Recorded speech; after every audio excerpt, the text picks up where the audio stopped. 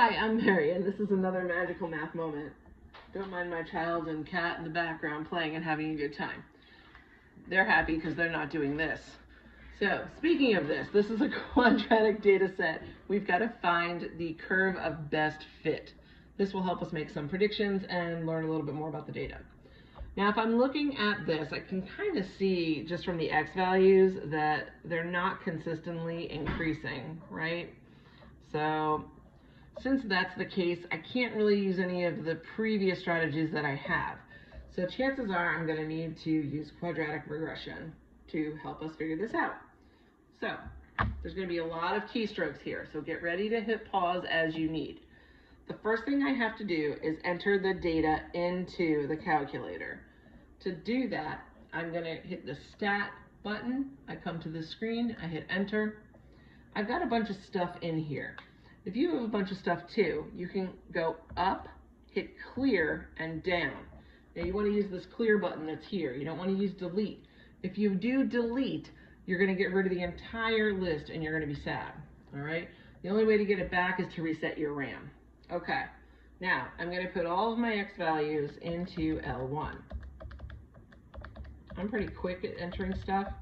I always like to take a moment just to pause and make sure that I've typed them in correctly, because nothing is worse than putting all of this stuff in only to find that you've entered something wrong and you got to go back and change it. And quite honestly, who has time for that? Not this girl. All right, so we've got these other values then. Y going into L2. 68, 203, 343, 420, 512, 549, 503. All right.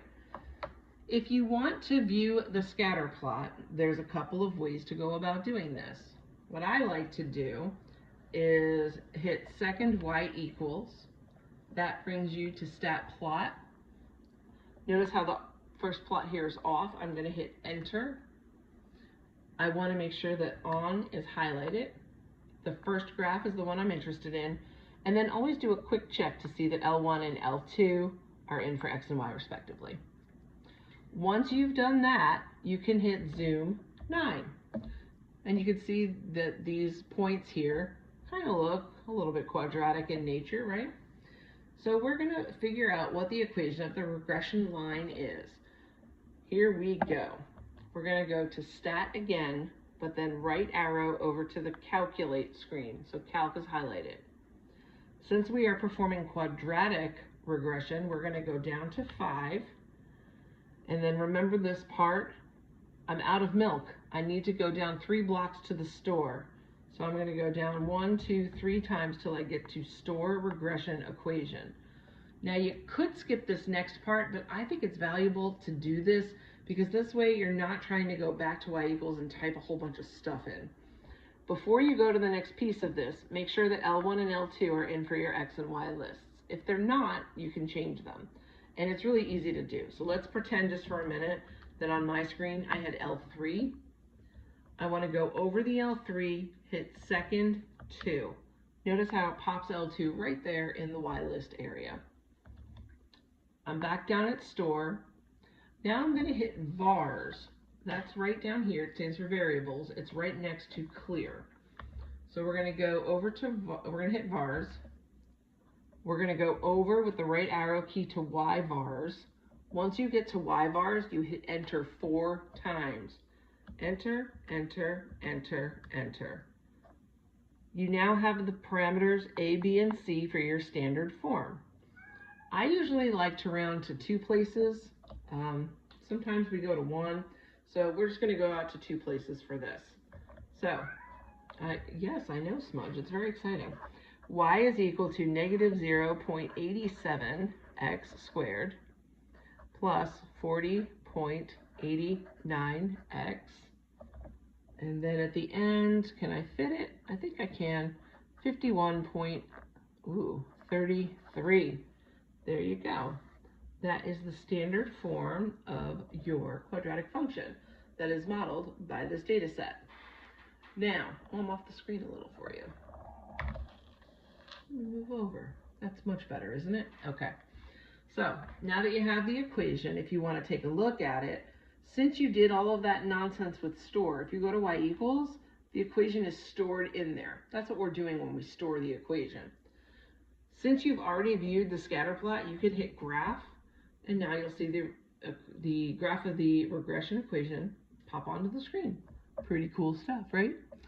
Usually there's like a word problem associated with this sort of thing, so it might ask you to make predictions like, what's going on when x is 20? Or maybe they're talking about a time. So you can go in to second graph or table, and you can do a couple of things. You could scroll all the way down to 20, and you would say something like, when x is 20, y is equal to 520.62.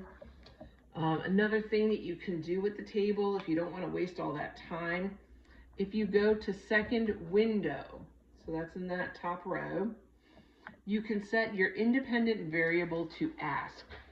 Go down here to independent, go over right arrow, so ask is highlighted, hit enter.